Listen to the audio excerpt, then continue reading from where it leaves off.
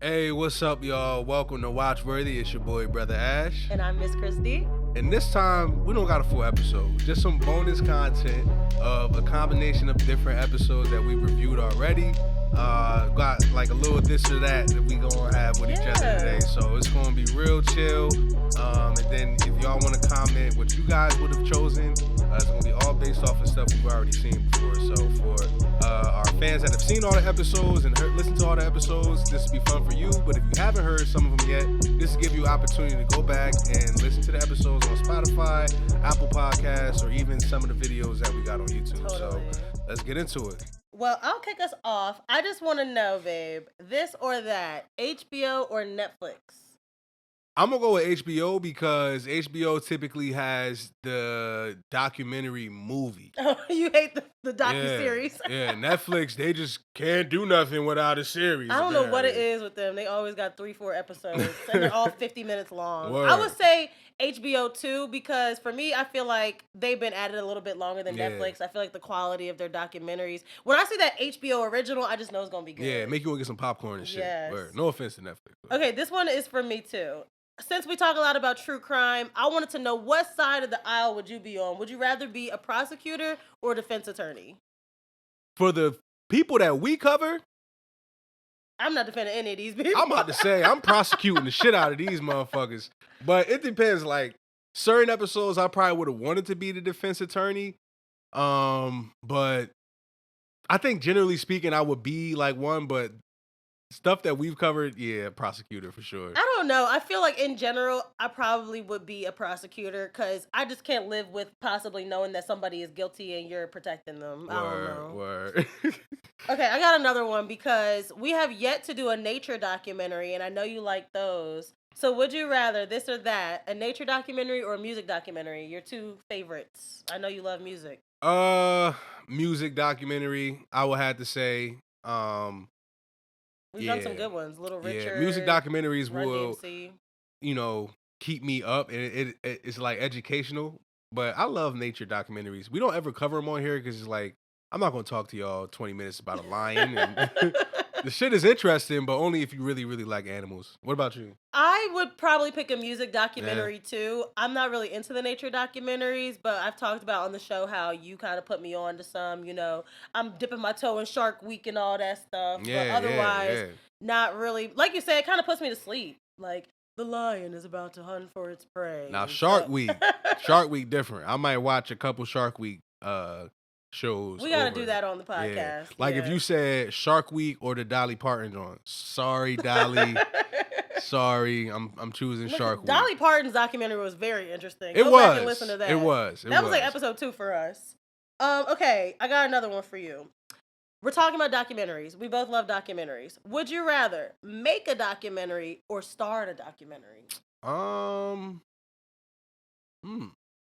I'd rather star in a documentary. Okay. I don't think I have the attention span it takes to make a documentary. Like, so your heart's not in filmmaking? No, it never has been. Like, I would always say, like, I wouldn't mind getting casted for a movie.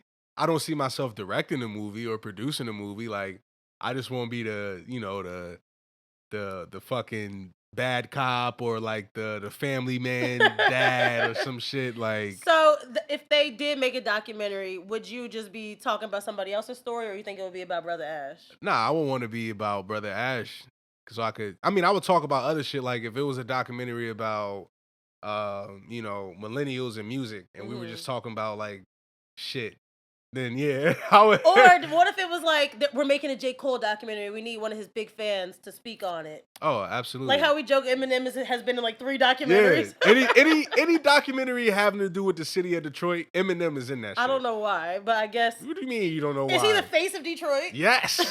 Him and Barry Sanders. That's the face of Detroit. Oh my God. Him, Barry Sanders, and Motown as a whole. That's Detroit right there. For me, I always wanted to be in a documentary. Like, I was always like, dang, we don't got no home movies. How they gonna make my True Hollywood Story? Like, that's how deep this goes for me, y'all. I've been watching documentaries a long time, so I always thought I would get one made about me. I don't know why. But now, like, how am I gonna get a documentary? I don't know. Yo, funny story. I actually started a documentary before. Well, I was in it. I was gonna be the star of it. Tiana was making a Oh, yeah, I documentary remember like back that. when I was at Chateau. What was that? 2020. Yeah, I remember that. And you know, my god sister, she's a part of my team, Maplewood Records. She's been a part of the team since day one. She's, you know, in video production. That's what she does professionally. And she just had the idea, like, bro, I want to make a documentary. And you know, I want to, you know, just do it about you and your journey as an underground artist. And we started it, and that's how I know I can't do it because Tiana works very hard, and that's something we never was able to finish, and we only like did it once, and it was not an easy process. Like, Yeah, I mean, we have seen documentaries like the Yeezy documentary that was literally just somebody following him for 20 years with a camera. But not everybody has that luxury to have somebody yeah, just follow you around. yeah, So that's why I feel like I don't really take. I feel like I've started to take more videos now because just watching documentaries, I see how important it is to have, film and photography. And I just feel like if I did make a documentary, it probably would be about something black. It probably yeah. would be about maybe I would get to talk about, like Quinta Brunson or something. I don't know. Quinta, if you're out there, would love to tell your And story. then they're gonna be like, "This is the part where Christina meets Brother Ash." Yeah, that's definitely a big part of our documentary if we Yeah, ever have one. that's gonna be fun. All right. I mean, we can skip some parts. They don't need to know everything. Chill. So, all right, I got some questions for you now. Okay. Yeah, these questions are gonna be good. So, spend a day with one of these people, an entire day. Like, you wake up 9 o'clock, you go pick her up, and Uh-oh. you don't drop her off until like, let's say maybe 5, 6 p.m. Uh-oh. Gypsy Rose or Jennifer Pan? So two women who both plotted to kill their parents. Yes. I don't want to answer this. I feel terrible. I got my answer. Gypsy Rose. I'm going to give it to Gypsy Rose because I feel like I can try to understand how she was raised by a narcissist, maybe. Yeah. Gypsy Rose is getting popular out here. She was on the last episode of Kardashians, so I don't know. I feel like Jennifer's just a cold-blooded killer, I feel like. Well, They're both kind of bad. Neither of them never drew the sword or the gun, whatever. But I don't want to spend a day with Gypsy just because I feel like it will be awkward. Yeah, she is awkward. You know what I mean? Like, but I feel like if I spent the day with Jennifer, I would just be like, yo, so like, I know about everything you did, and I'm thoroughly impressed with how well of a liar you are. So I just want to see how far we can get today with the lies you tell. Oh, damn. So like I will go places, like I will go to a 5-star restaurant with no money and just be like, let's see if we can eat for free. Let's see how well you can lie us into a great day. She could probably lie, yes. That's what I'm saying. Like, she presented so nice, so... Where, like, we might end up, like, in Hollywood by the end of the day getting casted for a movie, like... But with Gypsy Rose, I would just be like, nah, girl, why did you sit there and say all that? Why did you post that on Facebook? I would have a lot of questions for her. Word. All right, bet. So, next one. You go back in time, and you get to go to one event. You going to Freaknik, or you hopping in that time machine and you going to Watt Stacks? Ooh. Let me give y'all some context for y'all that don't know. Freaknik, most of y'all should know, is a huge party based out of Atlanta. HBCUs kind of started. What was Morehouse and Spelman? Yeah, the HBCUs. Yeah, so they started it, and it was a huge Black Greek event. Evolved into artists like Biggie, Lil Kim, Missy Elliott, Outkast, featuring coming through. Huge part of Black culture. Watt Stacks was an event put on by Stax Records, in the 70s. A 70s record label who put out classic hits with Otis Redding, Isaac Hayes. Man, they're and both, it was one was in just a nice cookout party, and the other was in response to the Watts riots, and it was Black joy in its peak in the 70s, hippies, afros. That's what I was gonna say. Like, they're both such golden eras. You got the 70s, and then you got the 90s. Mm-hmm. I gotta go with Freaknik. That just seemed like a fucking vibe.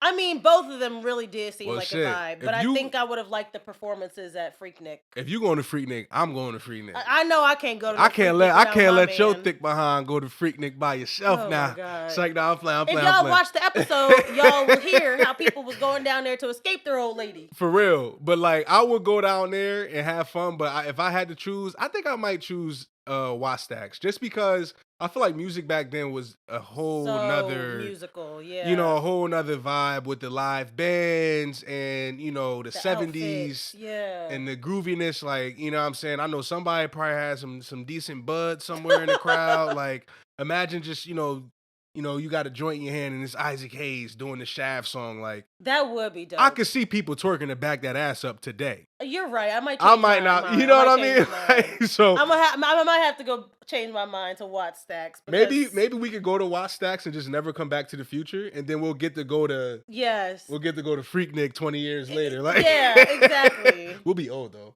I mean, if we go to Wattstax when we're like teenagers, yeah, we'd be like 30. Yeah. But still, I wish I could get in the time machine, period. I love time travel. Word. So, all right, the next question does not require a time machine. Okay. What cult was harder to leave, Twin Flames or Synanon?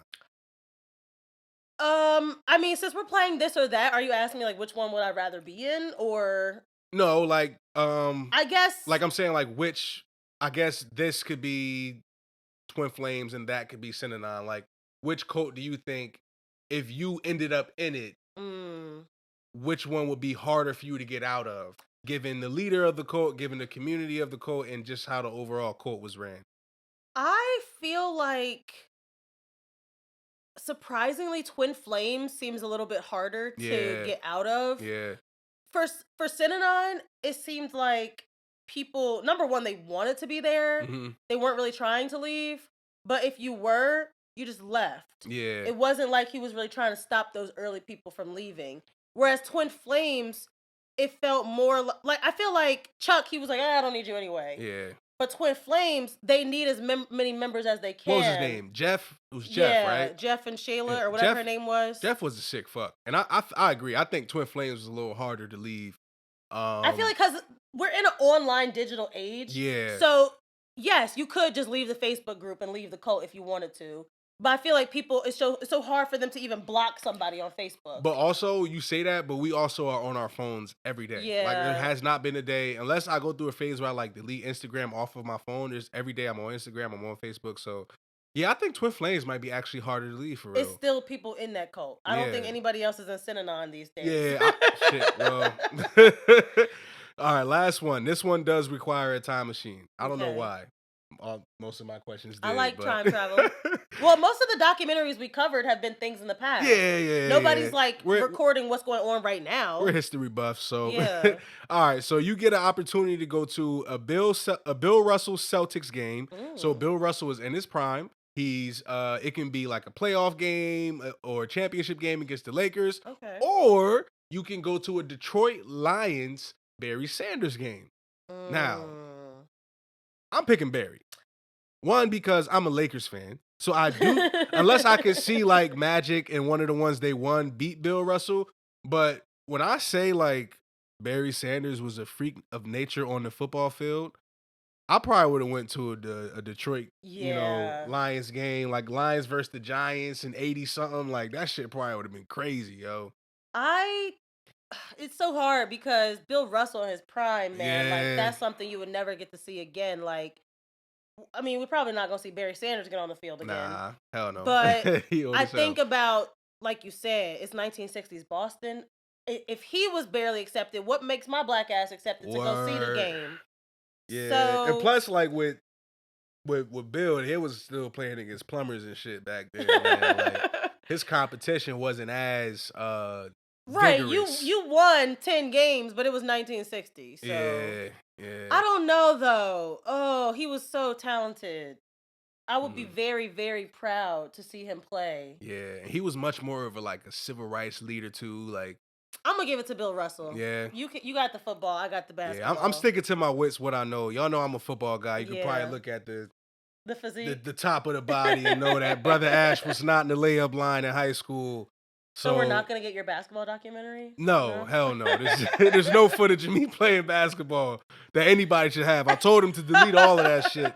But yeah, I'm gonna go see Barry. Run Barry, run. Well, this just reminds me of all the episodes we have. I hope that you guys are enjoying the show. We're 25 episodes in at this point, and now this will be a bonus episode. So maybe we'll have to do this again, just to chop it up and talk about documentaries, because that's the whole reason we started this. So if you're out there and you love documentaries just as much as us, let us know, this or that, HBO or Netflix, Barry Sanders or Bill Russell, or whatever you're feeling. Let us know in the comments. Tell us what documentaries we should be watching, and we'll be back with another episode. I want to ask one more question. Oh, okay. One more question. This is off the top, y'all. Oh, I don't even know what it is. And I gotta go back to the first episode we did, because this guy was crazy. Oh, Lord. If you was in the car with the coach from BS High. From BS High, what was his name? Can't remember right now. Can't remember, but that's not important. If you was in the car with him where he sped up and tried to hit the ducks, what is your reaction? I would definitely know this guy does not have a heart if you're trying to kill geese in the middle of the road.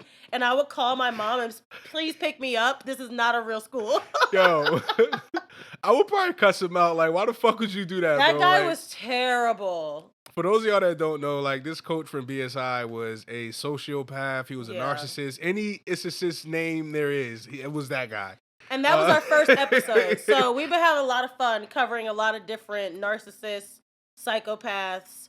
I feel like those are the only people that get documentaries. They never make a good documentary about what good people are doing. Kind people are entertaining. We're kind. Yes. I prefer to learn about fraud, history, all the craziest documentary you got. Give it to me. This guy was driving, and one day, apparently, he seen geese in the middle of the road. And you know, some people, we like to talk shit like, oh, them geese better move, but most people slow down. You let the geese or the cow move the fuck out the road.